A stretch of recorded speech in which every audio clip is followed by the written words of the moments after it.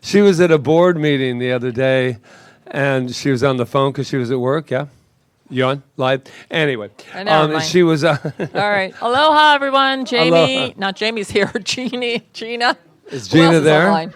1, 2, 3, 4, 5, 6, 7, 8. Gina and Ron. And Ron is home with his wonderful wife and who we had send our hip love. surgery. We send our love to And we sent her a Reverend Suzanne. little soup today. Yeah, we did. Yeah. All right. Well, we have a couple of announcements, and they're big ones, so listen up. Listen up. Reverend Rita is Emma's with in child. the room. Emma Curtis is in the room.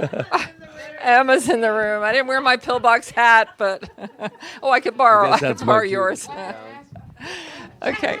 So, this rowdy class, spirits in rebellion. Okay. So, what are our announcements? Our big announcement is not tomorrow. Friday, we are having spiritual cinema. We're pretty much sold out. Is there anybody else here that wants to come? I got yours. Yes, we did. There was pretty much sold out. We might have one or two. Well, we have to know okay, for then sure we're sold out. by the end of the night. Okay. 6:30 it starts. Yeah, I don't want to take more than We 30 are doing people. Harriet. Yeah, we're doing Harriet. So, okay, we're now officially sold out. Well, it's not sold out any, but it's more like. Well, we can't fit any more people. Well, it's not All sold out. They didn't pay anything to get in.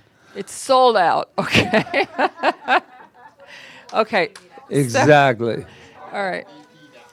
Okay, so TikTok. on July 5th, we will, as far as we know right now, because the mayor has said we can have 50 people in a gathering indoors, we are opening our center on July 5th, Sunday. But, again, it's by reservation only.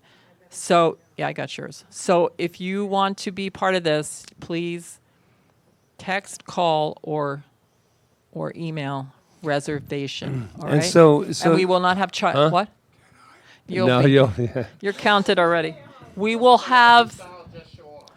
And so you know about this. We're going to be following the CDC protocol in that you have to wear a mask when you enter. Once you sit down, you can take your mask off. Like there a will restaurant. be We're social. treating it like a restaurant. We're treating it like a restaurant. We won't have food, but we will have coffee. And then if you want to visit with people after, then you can just go outside and visit Or with stay them. in the seats. Yeah. So we're just trying We to have to be very, very, in the beginning, very soft right now, especially with the newest cases. People are starting to, it was not the most thrilling time for us to open. We were opening at 0, all the nice. So today, we just have to, Rita and I really thought about it, and we said we really have to open it with some integrity and just, we're still not, this is between us anyway, but it's we're not still following. The CDC wants us to, hose you down, take your temperature, but that's not going to happen with us. But we do have to put on a good enough thing. Well, we just have to be courteous to other people. And people can always watch online if they don't feel comfortable, and that's fine. I know it's interesting. And I think right now we might. Sorry, what? we might be having a. You have an Emma Curtis Frau thing ongoing here.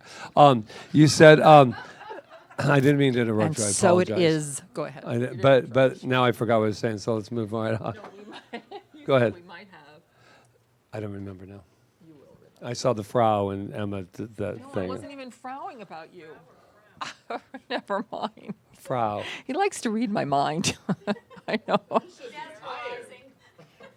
You should be tired trying to read her mind. Only because we're family here. This one, I can be sitting there, and this is exactly what I say. I'll go, what?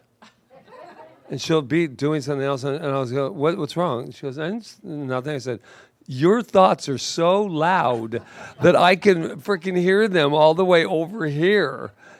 Okay, anyway. I'm a thinker. She's a thinker.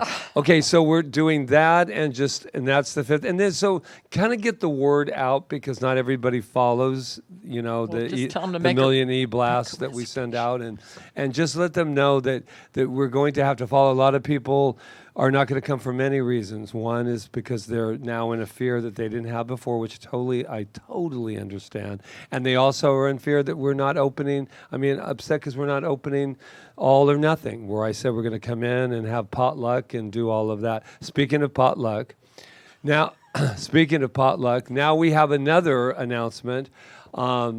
They took away our permit for our party on the 19th. Then Rita called today Again, I've called. again, and then we said, well, the mayor said we can have 50 in and 100 out.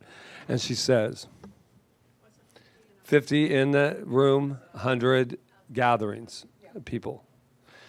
Which, anyway, none of this makes much sense to me. But anyway, she said, but we're not going to give you a permit back, but you should go ahead and just have the party and go down there and just first come, first serve and jump in there and go have it, which is really funny because Luis on Sunday said, why don't you just go do it?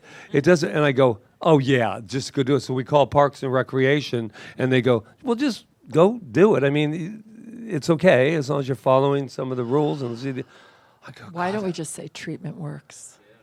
So anyway, as of today, we're going to be at Lidgate on the 19th for our celebration birthday. Not as big as we usually have it, but nevertheless, we will have it. Yep. No, then it is the 19th. seventh, but we 7th year, yeah, can you imagine? 7th year, yeah. And then we're going to talk to you later about this Haggard. fundraising idea. That's we what I have. am. Haggard. Okay. All right. Is that it? Yes. Oh, let me just make this announcement so you know. So next week's class is on Thursday. Right. So if you can't come on Thursday, you'll have to watch it online. So it's Thursday, and it's going to start with Walt Weiss. He's going to come to speak to us about divine science, since he's a divine science minister, and the difference between divine science and science of mind. And he's also going to talk about Melinda Kramer and Nona Brooks, who were the founders of divine science. So that's cool. So we'll start the Ron class with LeMay that. will be live streaming from Who knows where? God knows where on the day. That's somewhere in America. We can't believe we're not going to see your face. Leaving this foreign country to go Oh. to America. He'll be He'll back. be back. Yeah. They all come back. Right, you could treat us in, honey. Okay, ready? Oh, one more thing. If you want to be registered for the class, it's again $45, all right? So, and I still haven't gotten your other certificates. I did pay for them and send the stuff in. But. Go, Patrick. And now that we are centered after Emma, Miss Emma over there, so let's just take a moment and just let's just allow everything, and I do mean everything, that has transpired up until this moment. Let's just let it go, let it go. That's right. Shake it out, shake it out. And that is allowing us to be right here in this divine moment called now, this beautiful, beautiful frequency of this moment that has never happened before and will never happen again in the exact same way. So I am just filled right now, filled with joyous anticipation of what this evening has in store, starting with this moment to the next moment to the next moment. And I know that everything that needs to be heard is already heard. Everything that needs to be said will be said and is said right here in this moment. And whatever needs to be felt is being felt right here in the timelessness and the spacelessness of good, of God. And so I am so blessed for this wonderful woman, Emma Curtis Hopkins, one of our new thought leaders, our teacher of teachers. I just bless and know that she intuits and comes through our beautiful Rev Rita tonight, as Rev Rita has that wonderful dance with Emma Curtis Hopkins. And with that, I am so grateful. I release my word, knowing that this evening is already perfect. I let it be done as we affirm together as one. And so it is. Thank you. Before we move on to Emma, though, we wanted to just finish up something about Thank you, DJ. DJ. Something about, what's the guy's name? Troward. That guy. He thought we were done with him. So we reread the chapter on that you had. And this is what we got out of it. I didn't pull any quotes. This is the first thing we said was, we totally get Get it. why DJ had an absolute, because Like it a was like, meltdown. It was not a meltdown, but I mean, she had she won't be the first to have a Troward meltdown. Oh my God! Anyway, please. so anyway, this is what I got out of it after I read it, and it was actually kind of sad.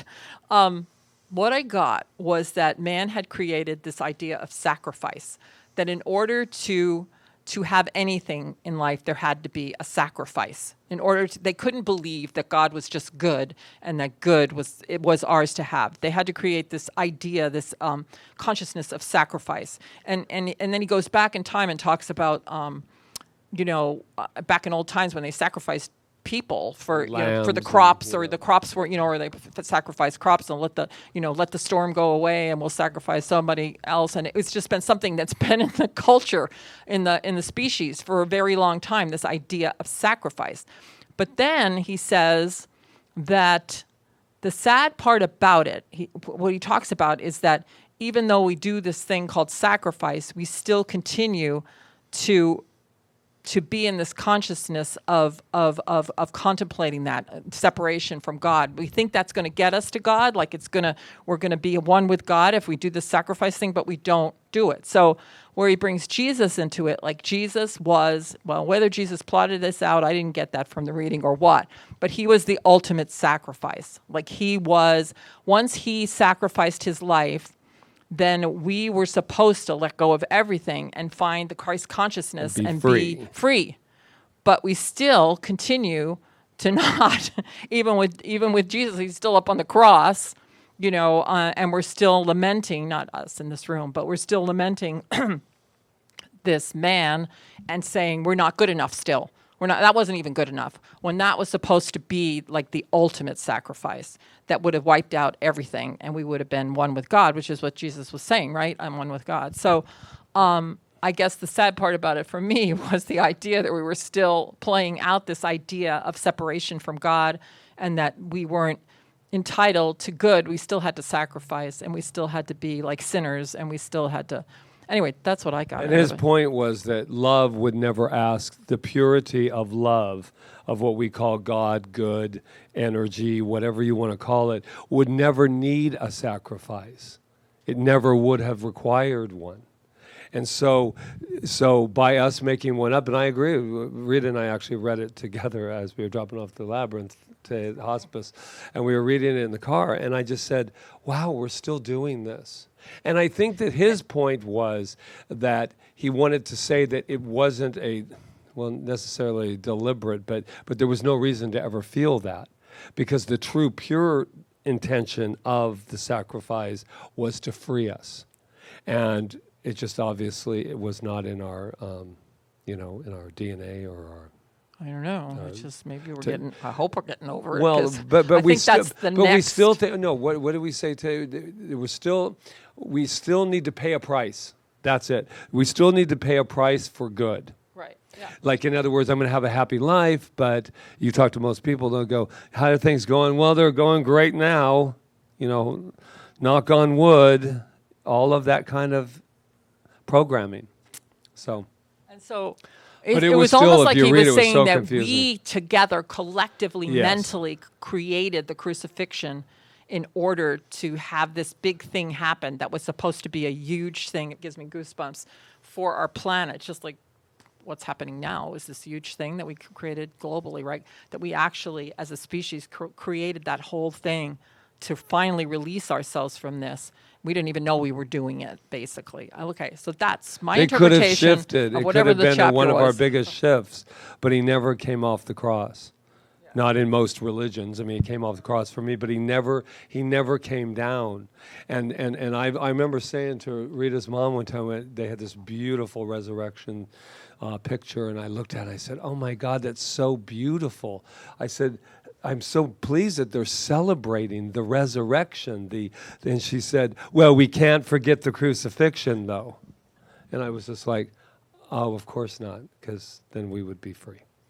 Thank you, Jesus. It's all yours. So I think that. Thank you, DJ, because it made us go back in and really look at it. But I'm going to tell you, we read 2 pages, and it took us about 10 minutes to go back and go, and we both were going, no wonder she didn't have a clue about this thing. I mean, it was so confused. He's just dense. That's all.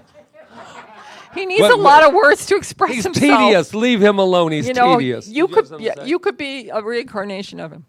Who? Did she talk about me? No. Wow.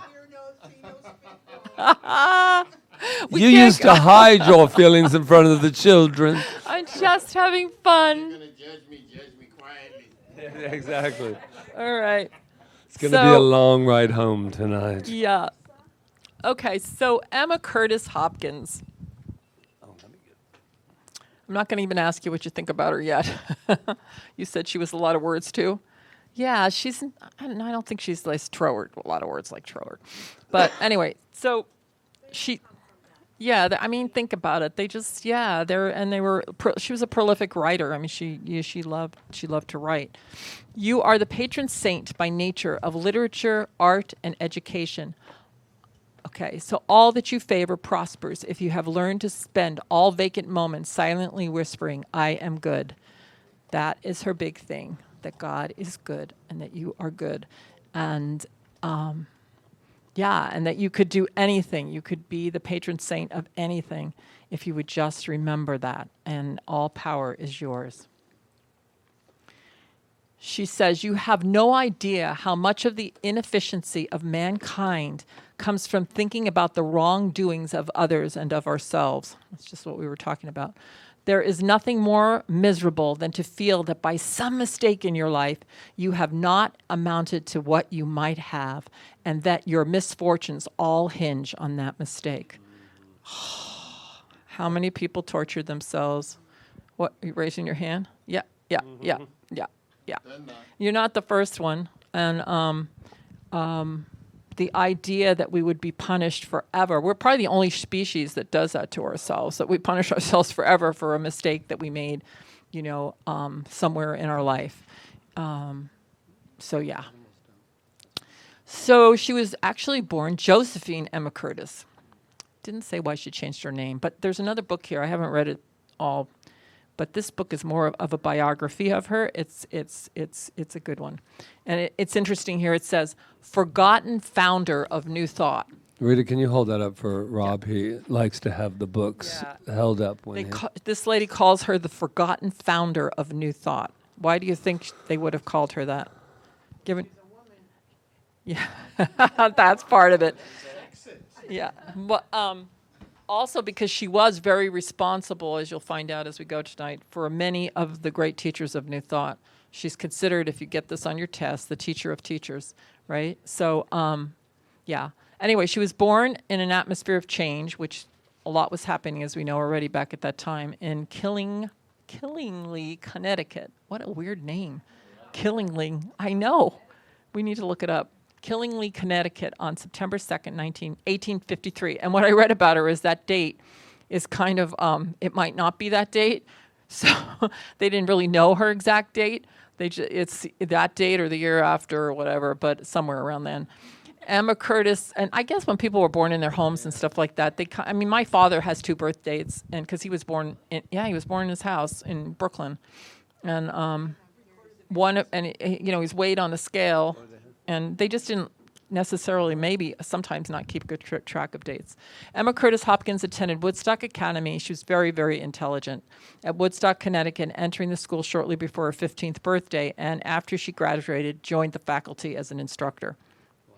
So, yeah. And in 1874, she married George Irving Hopkins, who was a professor, and they got divorced. But what I read about it is that she basically deserted him to go off and do her thing.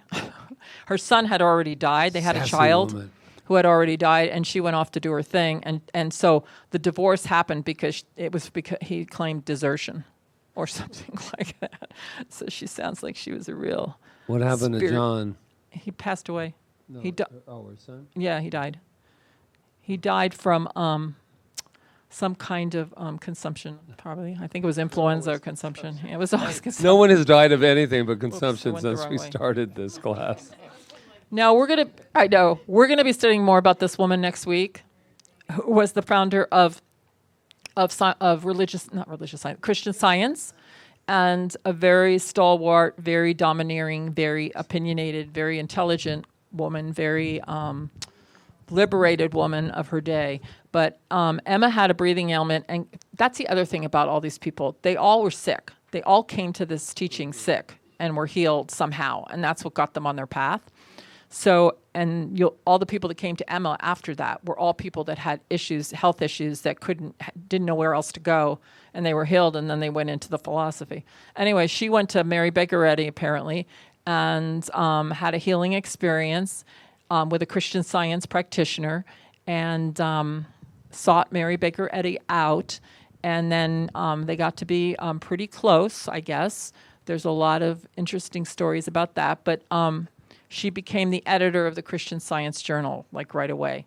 But in 1886, yeah, I hope these dates are right. In 1886, without a cause, Miss Eddy, we don't really know why she fired her, but she fired her. But the rumor is that she had other ideas. She was writing articles about the other mystics and other religions and the philosophies that she was learning about, and that she felt like truth really was universal. And Mary Baker Eddy, as we well know, well, we might not know that, we'll know more next week, but Mary Baker Eddy was like, Christian Science is it, my book is it, you don't go any further than my book, that's what it is, you read from my book, and they're still doing that to this day, they just read from her book.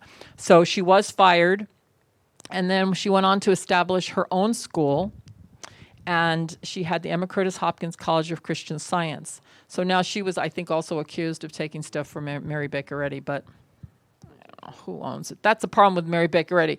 She thought that that she owned truth, like she owned it, like everybody was plagiarizing her, and apparently she stole it from what's his name? Phineas Quimby. No, Quimby. But that's another story.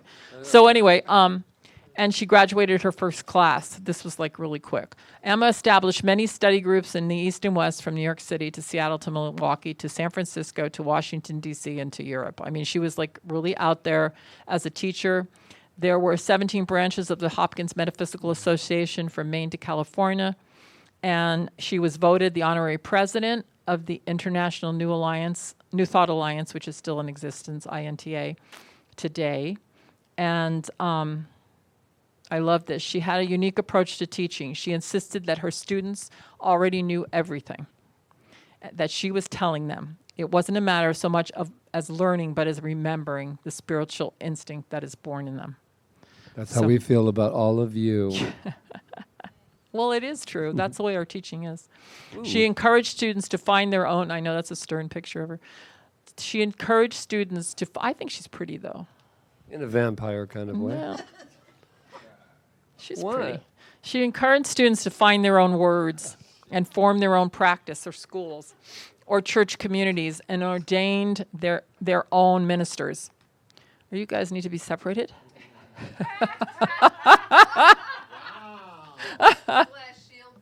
really on tonight. Yes. Anyway, she encouraged her students to go on and do whatever they wanted to do, whatever they were called to do. And I remember reading that you could not graduate from her school if you couldn't get up and give a 15-minute talk without notes. You had to get up and give a talk without notes. If you weren't able to do that, it meant you weren't, downloading, and you weren't in your truth. So that was what she did. She felt equal with her students because all are the expression of God. The teaching, I know, she's like, yeah, she's pretty. Yeah, I think she's pretty. She has pretty eyes. The teaching was more important than the teacher. The teaching was more important than the teacher. Once the movement was well launched and others had formed schools and churches, she closed up shop, dissolved her seminary, sold her belongings, and began her itinerant life. So she basically went into like this solitude. She just went from hotel to hotel. And she did meet with private clients and everything, but she never went out and taught again like that.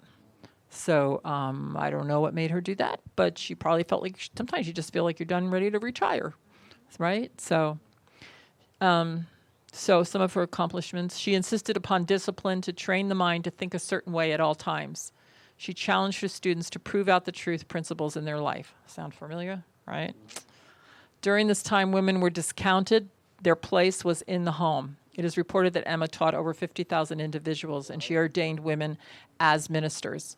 Another 30 years would pass before women gained the right to vote. So she was really into powerful women. In fact, this movement, if you think about it, I don't know if we're the first to have ordained women, but I know that I don't know who else has ordained women as ministers other than New Thought churches.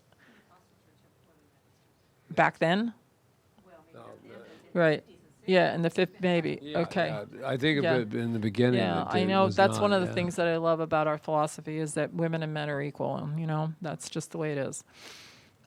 Some of her students, in fact, everyone's equal, no matter what they are, culture, race, a sexual, gender, whatever. Everybody's equal. That's one of the beauties of our teaching. Some of her students went on to establish schools and churches, divine science, religious science, and unity. So that's why she's called the teacher of teachers. That's Myrtle and Charles Fillmore, who we'll be talking about next week. And also we'll be talking about Melinda Kramer and Nona Brooks. They all have these odd looks, don't they? I feel like Myrtle Fillmore is really pretty, too. She is, right? And and her husband is really cute, too.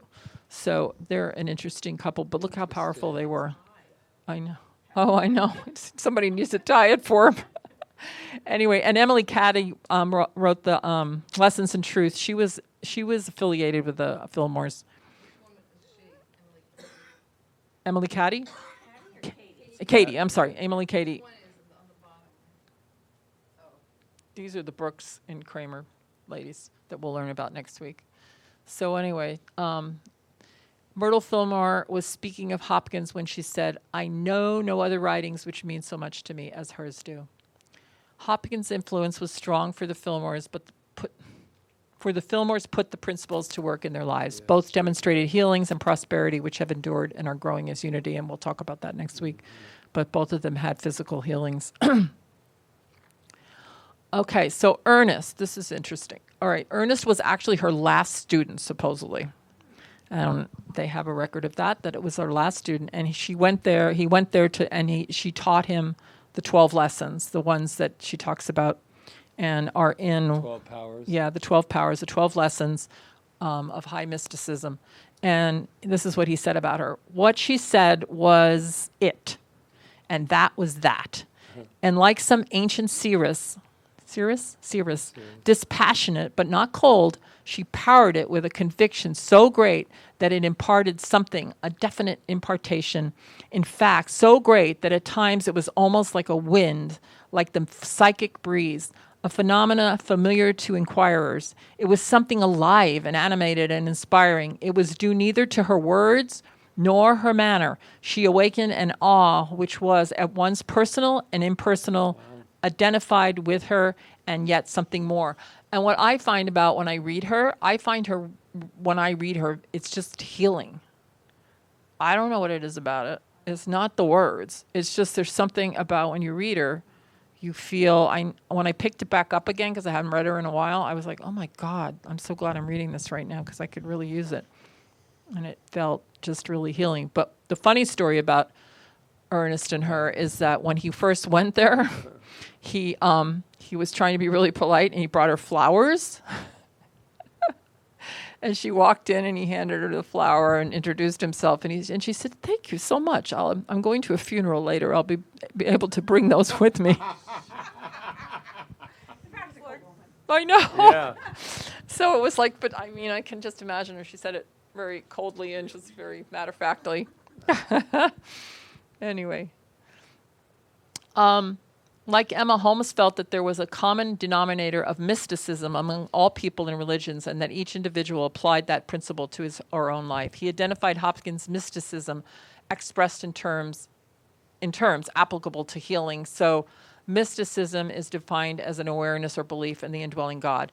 There's no separation between God and people and events and things. So when we talk about a mystic in New Thought teaching, we're talking about that, about people that it's the embodiment of God, there's no separation, and the intuition is so clear because it's coming from that place. I I'm not doing very good with my mic when I do this.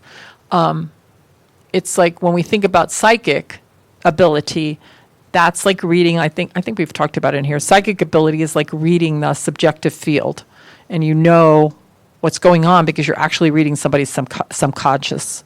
So sometimes it seems like, oh, how did they know that about me? Because they're very, very good at reading the subconscious field. So in your subconscious field is everything that's ever happened to you and everything that might happen to you that you've been thinking about, right? So, but it's not definite because everything can change. But a mystic, and also it's coming through from the interpretation of that person that's reading the field, right? Whereas a mystic, like a Jesus or a Buddha or whoever, the people that we consider mystics, they just know. They just know. They're not trying to read anything. They just know the truth. They just know. So when Jesus was both psychic and mystic, because he could read people and tell what was going on with them, but then he also saw their true self, So I think that this was Ernest Holmes' first probably experience with mysticism, and coming from her because she just knew what she knew, and she couldn't argue with her about it. You didn't have to argue with her about it because there was nothing to argue. And I don't. Yes. Oh, Did she hold on. study with anyone? Uh, Past her, I know she was very intelligent and very educated, but was there any specific group, or she just knew? Other than Mary Baker Eddy, which she studied with her and for a long time, I think but she was also very well read. I mean, she was Bible reader and a what do you call it? The Hindu texts and all of that. So she was also doing that. And also there was something else I was going to tell you. Oh God, it went out of my mind. Was something. Oh, well, it'll come back.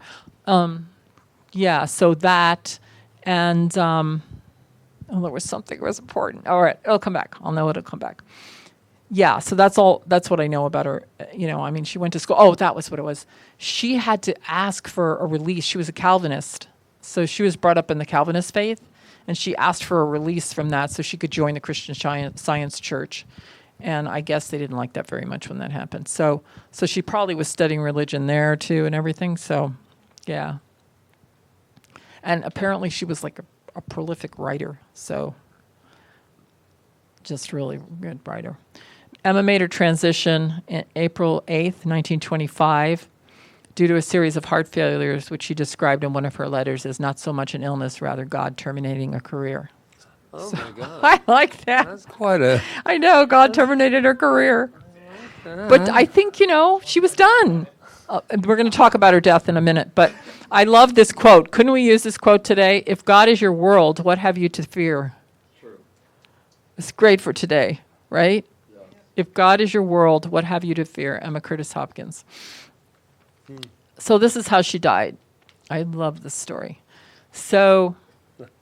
It's a story that Raymond Charles Barker told. Miss Hopkins was at her High Watch farm in Kent, Connecticut. Attended by her sisters, intuitively knowing that her death was near, she asked her sister to have Eleanor Mell come to see her. Miss Mell drove at once from Boston to Miss Hopkins' home. She was met at the front door by the sister and taken upstairs to the bedroom of Miss Hopkins. Mrs. Hopkins greeted her in a normal voice from her bed and told Miss Mell that she was going to make her transition almost immediately.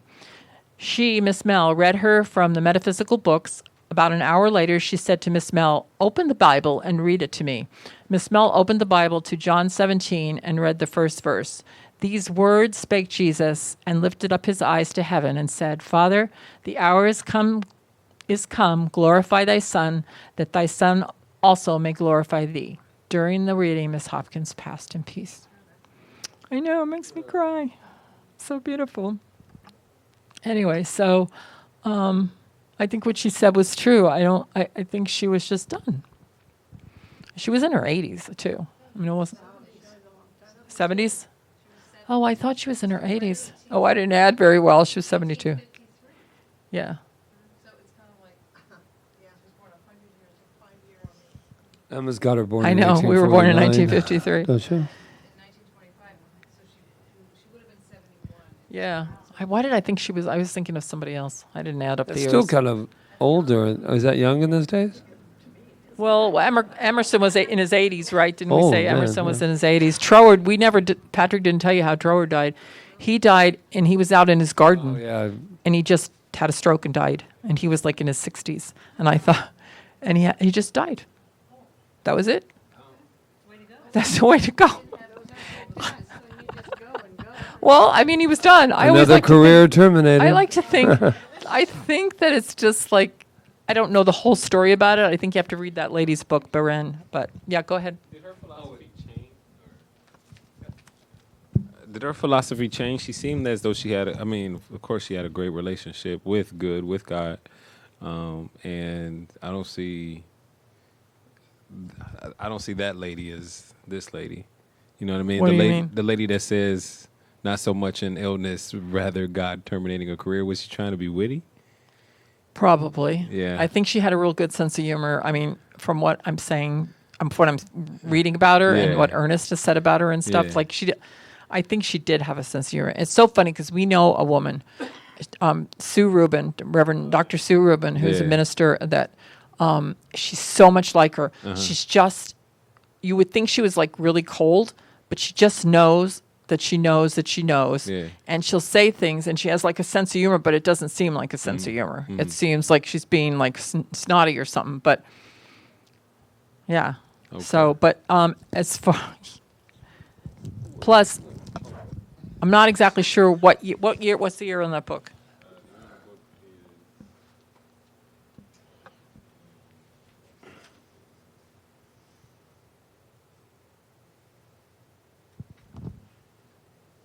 Let me know when you find out.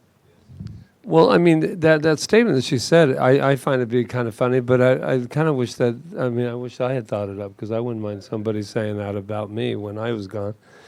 It's kind of Well, like, it it's like is. terminating, her whole was- investment was God. Right. And so it was time to terminate this career and start another one. Right. Interesting. So, okay, so what she taught. Emma acknowledged 3 sciences: the material or physical science that declares laws. So she knew there was a physical science, a material science. Mental science, as all that we are is made up of our thought. And mystical science, which she emphasized. She drew from the Bible. So here to answer your question more, Sue. The non-Christian scriptures like the Bhagavad Gita.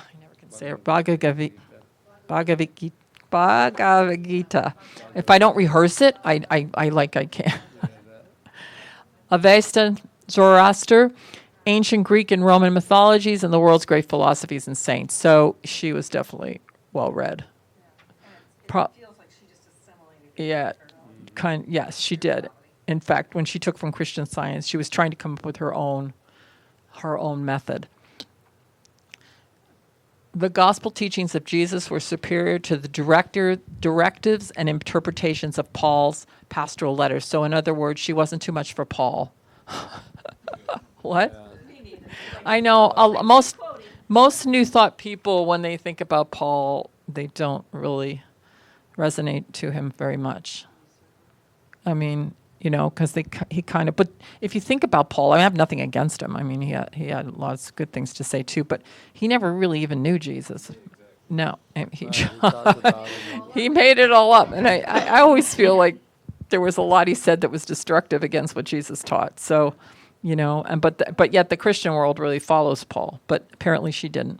Miracles were emphasized over the anger of the Jehovah of the Old Testament.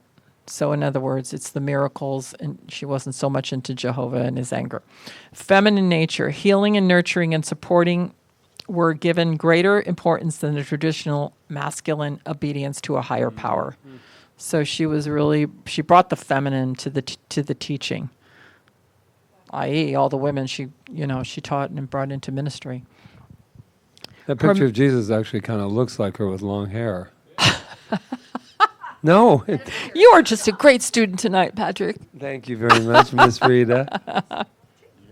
She does. Well, he does kind of have the same eyes. I like the picture of Jesus. It's probably more of what he looked like. Okay. Her message Well, some people say he was black. I hate to break it. He came from that. Yeah, he came from that part of the world. Come on, guys. He definitely wasn't Bible, the it says his hair was like lamb's wool. blue-eyed, Hello. blue-haired person. You're right. That was the white man made him that way. Exactly. Jesus the Nazarene was a master teacher showing humanity how to experience unity with the divine. She taught that he had a 12-point doctrine, which, if understood fully and practiced regularly, would enable the practitioner to accomplish many of the same works he and his disciples had demonstrated, as well as whatever other works were specific to the student's situation. So she's into this 12-point document. It's in every book that she has. It's, if you read High Mysticism, Ernest Holmes, there were 12 lessons. If you listen to the thing like I asked you to, you would have seen that there were 12 principles in that meditation. She believed we must overcome 2,000 years of conditioning to weakness by the organized church in order to experience the higher truth of Jesus' teachings. So, right? And that is so true. I mean, it's just like what Troward was saying about the idea of sacrifice. I mean, that's years and years and years of conditioning. And that's what we're up against now. But I think what I know is we're finally breaking through it.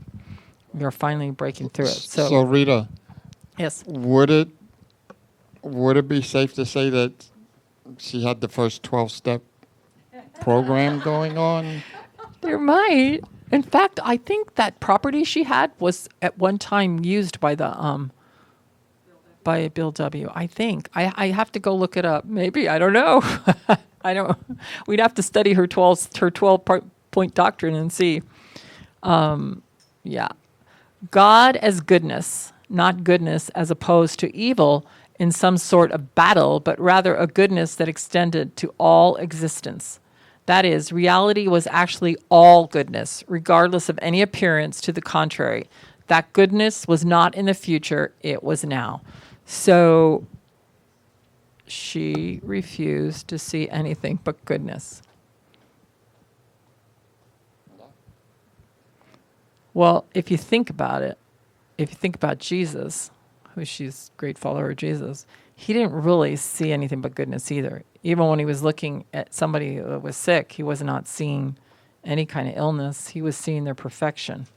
So when they talk about evil, just remember, they're not talking about like evildoers or something like that.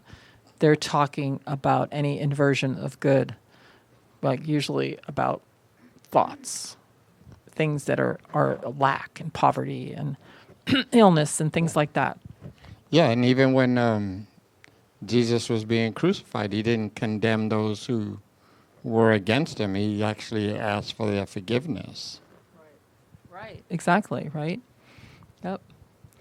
What about war, we say? What about the murder, rape, cruelty, pain, injustice, and the whole litany of human suffering? Doesn't that count?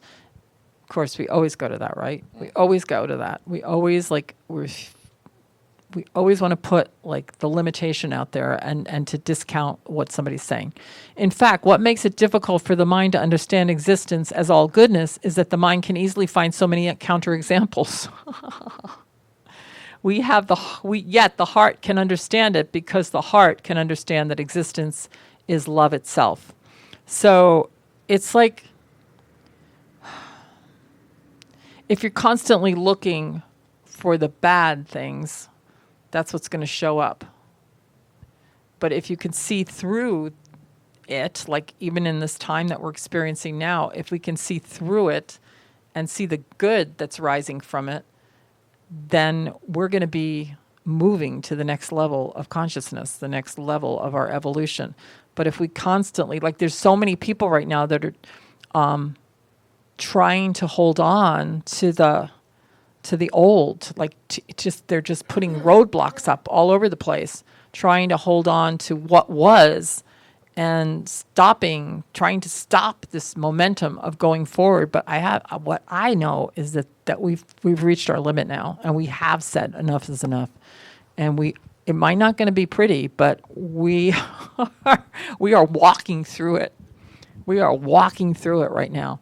So So I get that as like, if you're going to keep saying, what about this and what about that and what about this, what about, George Floyd? Yeah, well, no, that was horrible. But we're going to walk through that now together, and we're going to make sure that never happens again. Or we might die trying, but we're going to do it, right? So, yeah, she said, God is good, God is good as God. There is only God, therefore there is only good, and there is no evil.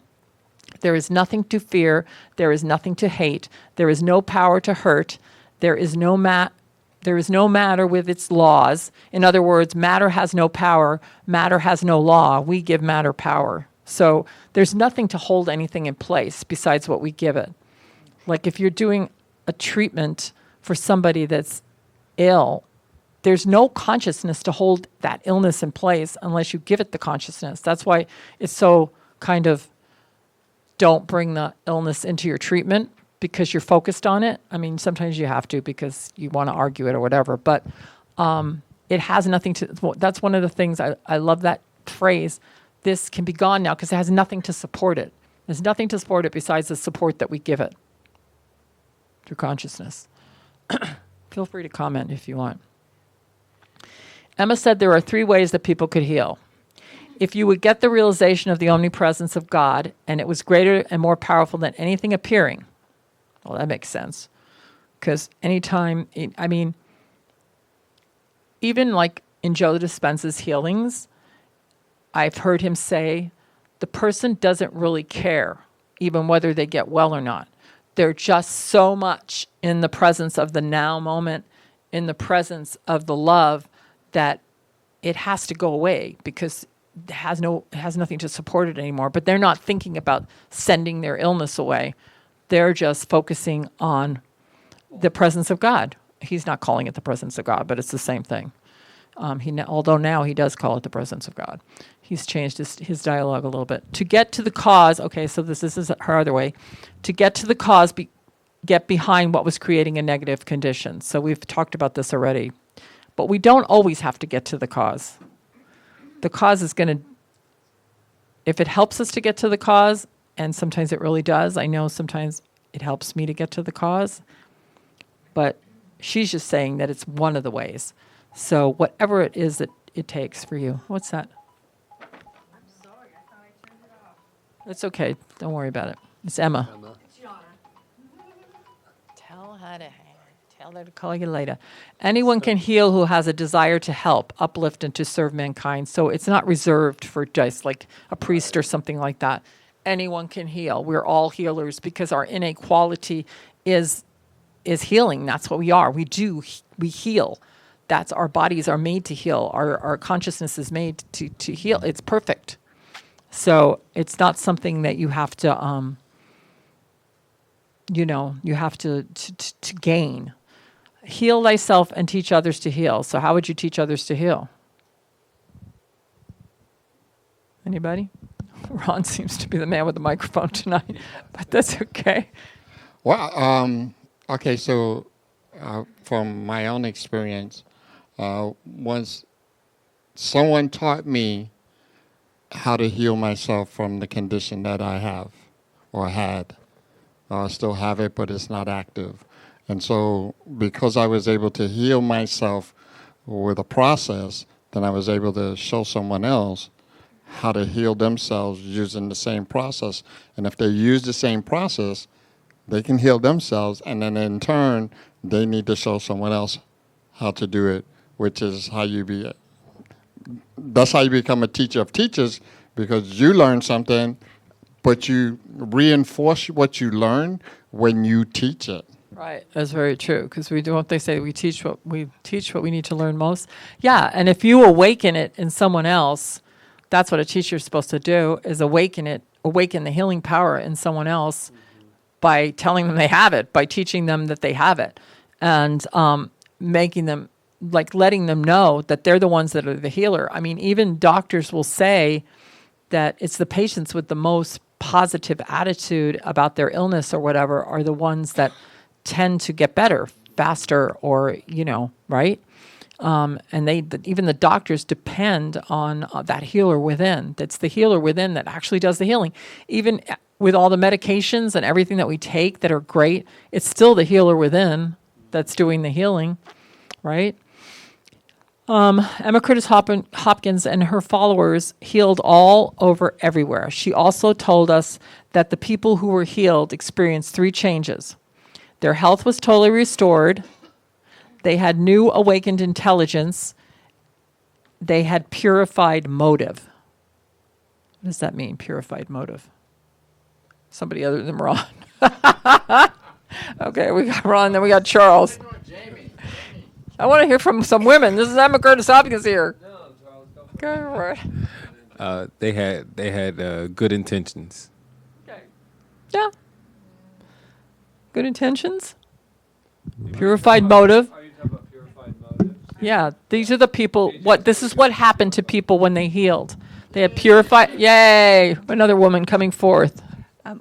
Yeah, just that they, they felt, true. They weren't doing it to gain recognition or anything for themselves, that they were healing because they wanted people to feel better. Their intentions were pure, Right. not profit They weren't motivated. ego driven. They weren't ego driven. And and it's true. Like I remember is it Carl Jung? I think it's Carl Jung that said that you couldn't have a total complete mental healing without a realization, spiritual realization of some sort. Of they had a new awakened intelligence. Like I think it was Carl Jung. But people will go through therapy and stuff, but until they have like a spiritual awakening, they're not totally healed. So, okay. So, this is very dense, I know, but we'll keep going. Does everybody need a break yet? No? Everybody's good? 5 minutes? Okay.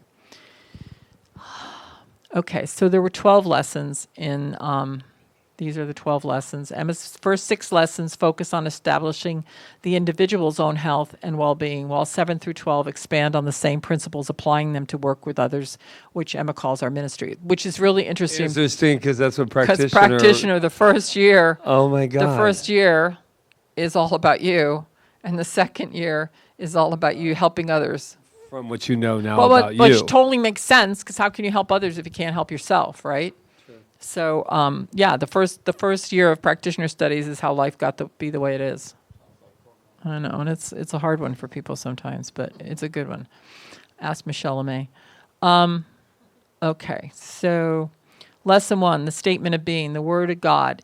It is what we are all seeking. It is good. The good I am seeking is my God. My God is my life, my health, my strength, my support, and my defense. That's the first lesson. The second lesson, we're going to do this one next week because I really want you guys to at least have one more lesson. And this one I think is important for in regards to science of mind. The denials of science, there is no evil, there is no matter. The negation of the unreal, and evil is the absence of good. So the denials we'll go through next week, but I don't want to do them tonight. And we're going to do the statement of being tonight. Lesson 3 is all about affirmations. My good is my God. In God I live and move and have my being. I am spirit, mind, wisdom, strength, and wholeness. And they must ring true for you. Don't we always say that? If you're going to use an affirmation, find one. These, probably might not work for you, but you should find your own affirmations for you. And then lesson 4 is the foundation of faith. According to thy faith, be it unto thee, Jesus the Christ. We must know that what we are to have faith in. Are we having faith in good, or are we having faith in evil? It's all faith, right? And the word of faith, as divine mind which I am, I can preach the gospel. I can heal the sick. I can cast out demons. I can raise the dead. I work the works of God, who works through me to will and do that which ought to be done by me according to the doctrines of Jesus Christ. So, in other words, that's the kind of confidence she had. And that's the kind of confidence she taught to others, that this was not just something that Jesus was saved for Jesus, that this was a gift that everybody has if they will take the gift and use it and believe that they have it and speak the words of faith. And lesson 6, the secret of the Lord, let this mind, I always love this line, let this mind be in you, which is also in Christ Jesus. Now, what does that mean? You could take that like a lot of ways, but anybody haven't? Let the mind which is in you, let the mind be in you that was also in Christ Jesus. Yes, because God, spirit or the originating mind thinks. And we are an individual part of that, as was Jesus. But Jesus came to show us that we could do it too. Yeah. So if we had his mind, it is his mind, because it is our mind, because we're in the one mind. If we actually were using that mind, we would be able to do anything that he would be able to do. Let's do it. I'm with Melissa. I say that this is what the center is evolving into. Is we're gonna all go out. We're gonna heal. That's all we're gonna do, and we're just gonna do it in our own way. We're gonna find our own gift, and we're gonna just go do it. We're gonna do it. We're also going to, since you ask, but we're also going to talk about it. Yes. We're going to talk about our healings. I think I was just thinking of you, Melissa. Water. I was thinking, you want some water? Talk for a minute. Oh. Get water. I couldn't. Anyway, she's gone finally. Anyway, hi. No, I'm in a very strange mood tonight. It's so good that I'm here, over there, and not here. But I was thinking of that too, and I'll talk to Melissa about it on the break. But I was talking about when things are happening to us, we're having demonstrations constantly. And we don't really talk about them. I mean, I'm looking at Emma right now, I'm remembering the time that Emma talked about the lawyer. I mean, the thing that when Rita did the treatment for you, when you were going through that thing with the policeman and the whole thing, and you talked about it. But I listen to people a lot, and they're going, "Oh my God, I demonstrated," and I was thinking to myself, that's probably one of the things with this teaching that we probably need more of, so that people in our lives not say, "Oh, I go to this place," and no, it's just, I go to this place. I go to this place, and this place is what happened. And I treat it, and I said, this is going to be, and it happened. And then if I was listening to you, I would go, wow, what would that mean? Because I got a lot going on in my life right now that I really want to change. That's what I think what happens. But I think that we're so taught to talk about what's not going on in our lives and in our world that we forget that we're demonstrating. If Jamie's another one, I was thinking, we talked that one day and you went, oh my God, I've been demonstrating like crazy.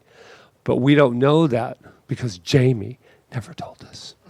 No, I'm kidding. I had healing on my legs, remember? No, but you can show. I'm going to tell you. Maybe I already told you this one. It was a great one because I was having horrible pain in my legs at night, and I thought something was wrong with me. I was like, something's wrong with me. Why? I would wake me up, and I have these horrible cramps in my legs, pain, like just excruciating pain. And so I just kept treating for the answer. I didn't really want to go to the doctor. It was during COVID and all that, so I was like, I'm not going. I'm just going to keep treating. So I kept treating, and then one day, this voice just said, it was just a voice, and it went, cement floors. I was like, what? And then I remembered this lady that I knew way back when who had cement floors in her house, and she just said that she had problems with her legs from walking on the cement floors.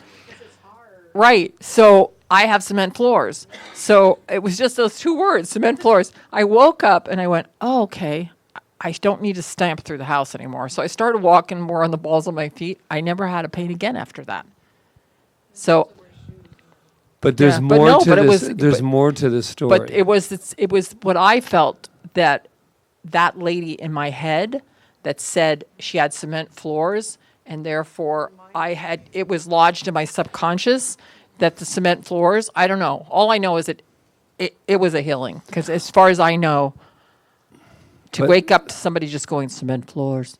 I mean, I just heard this voice. But I want to take this deeper into metaphysics. I really do. I want to take this because it's so important. She did do that because every night in bed she was getting obsessed with her legs cramping, and because this is wrong with me? That's it. So she's creating all this crap in her head about, I wonder if it's like paralysis, and I wonder I'm if getting maybe this all this, disease or whatever. disease, and maybe my bones are disintegrating, and I mean, whatever the hell's going on in our minds when we're doing this, right? But this is why it's metaphysical, because yes, of course, the floor, but we get caught in the condition.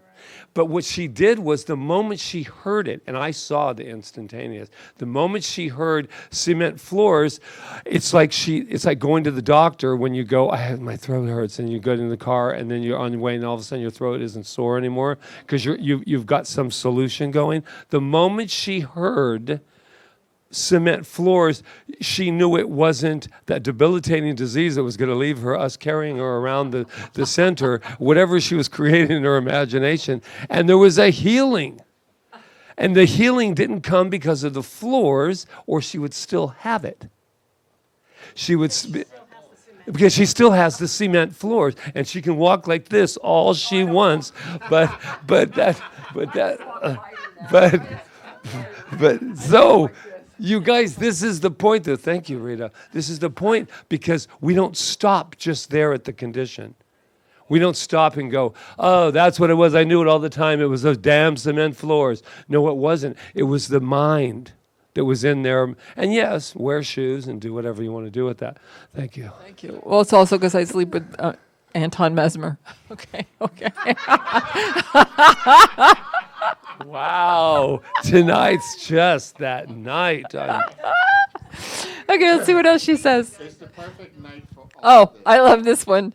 The spring of life. Nothing exists outside yourself. If you spot it, you got it. So, and you wouldn't be able to see something if it wasn't part of you. I love that, because right? I know it's a really hard one to take, but I mean, it's hard, but. Does anybody believe that's not true? No, I don't want to believe it. Well, the whole thing is, that's why they say, and I think they're talking about judgment here. They're not just talking, if you're a healer or a teacher or whatever, and you're trying to help somebody, and you see, and they come to you with a problem, and you see through that problem, and you help them with it. That's what, but it's still within you, because if they come to you, that's why I like Ho'oponopono, which somebody said it the wrong way. It was somebody that. There's two interpretations. Well, my interpretation of Ho'oponopono is the one that comes out of the book Zero Limits, where he talks about everything is within us. It's us. So when we're doing the forgiveness prayer, we're doing it to ourselves for having created that situation, because we wouldn't be in that atmosphere of that situation if it wasn't part of ourselves. Because we're all, like, we co-created this whole COVID thing. It just didn't happen, by some outside force. We all were a part of it to bring something out that we're learning right now. We're not there yet, but we're working. Yeah, we're walking through it, right? So I agree with that. Does anybody have anything else to say about it? No, I don't like it either.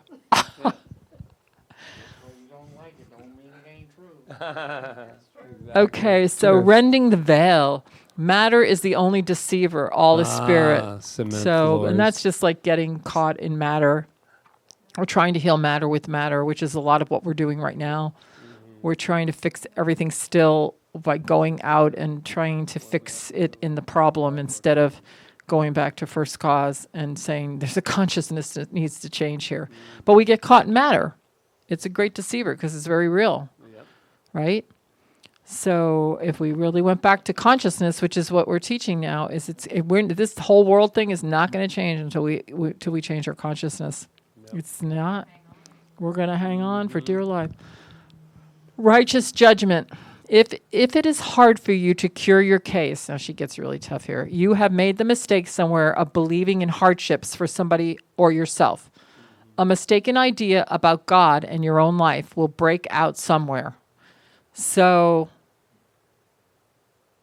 it brings it back to you. If you're having a hard time curing your case, you made some mistake. You're believing in something other than the good, other than the ideal, the divine ideal, other than you've got some screwed up idea about God or whatever. I mean, I don't think she said screwed up, but you don't. Yeah, that's what she meant, right? A mistaken. Go ahead. That thought reminds me of Louise Hay, how she talks about physical conditions, and she kind of covers like illnesses, heal thyself, how it manifests. A physical condition can manifest because of your thought process. Right. And how she does the affirmations to reverse that. Right. Right. Well, Louise Hay was a science mind minister at one time when she first started out. Yeah, Yep. that's when she first started. Yep. Oh, Yes. She always was. Yeah, she is a science She mind minister. married one of our David Alt. David Alton, his husband. And Yeah. Yeah. And she went to Robert Bitzer. That was the one. Bitzer Bitzer was Charles the is new one man. that she went to, and she said, I do not want to take treatment. And he said, do you believe you can heal this? And she said, yes, I do. And then he went, let's get to work. And I know. Well, Robert Bitzer, can you imagine? He would take no for an answer. He wouldn't take no. Fearlessness, lesson 10. If a patient comes before us the fourth time for healing, it shows that when we saw him, we have been somewhat disturbed on the question of which is more powerful in the world, good or evil. Touch not earth. Keep your eye on the mark of the high calling. I do not believe in mixtures. I love that too. love her I do ideas not of believe in mixtures. mixtures. You can't believe in you can't serve two things. You can't. It either is or it isn't. So you can't just say, okay, but now it's not because this is here. So, I mean, this is the kind of person she was, the kind of healer she was. So I can see why she had results because she didn't mince words. The way of wisdom, holding our highest thoughts even when our client gives the appearance of holding on. There it is. Persistence in standing in truth, or we will go back to the whole. That means old. It was old, not hold. It's to the old way of thinking. Okay, let's read it again. Holding our highest thoughts, even when our client gives the appearance of holding on.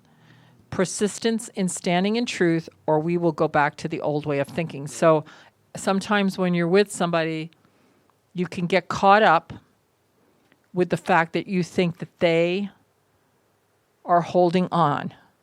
And you think that that's going to hold it back because they're holding on and you get trapped in the idea that they're holding on instead of, or you see something that you think, oh, if they would only think that way, they would get through this. So you're basically, instead of holding the highest thoughts, you're thinking the healing's not going to take place because of that, instead of stepping back and staying in your own playground, which is your own mind and your own knowing of their perfection. Because you want to convince them. That's the, there's that urge to go, oh, when you see the light in a friend of yours, or, you see the light and they're talking and you're going, it's so clear to me. And then you're with them and it's so far from clear for them. And they're like, no, but you don't get it. And they're still holding on to it. And then we want to get in there, that instant, like, I'm going to get in there, I'll help you. But if you hold the high and just listen, the high watch, and really just listen to them, it's amazing, because then they'll be in that same field with you. The crown of glory, love. What happened? Oh, the crown of glory, love. I don't know. I didn't have anything else there. I guess love was number 12. Love is the final thing. All there is love. All there is love. Hoo-doo-doo-doo-doo. I don't like that song very much. I mean, I like it, but I don't like when we sing it here because it never works. So I just had a revelation that I believe that her outline of the 12 lessons is the basis for the 12-step program. Okay. Because lesson 11, the way of wisdom, coincides with step 11, sought through prayer and meditation to improve our conscious contact with God as we understood him, praying only for knowledge of his will for us and the power to carry that out. Well, there you go. I might just not know this. It might be true. I mean, that's what I'm seeing, looking at. Because, if I'm standing in the truth,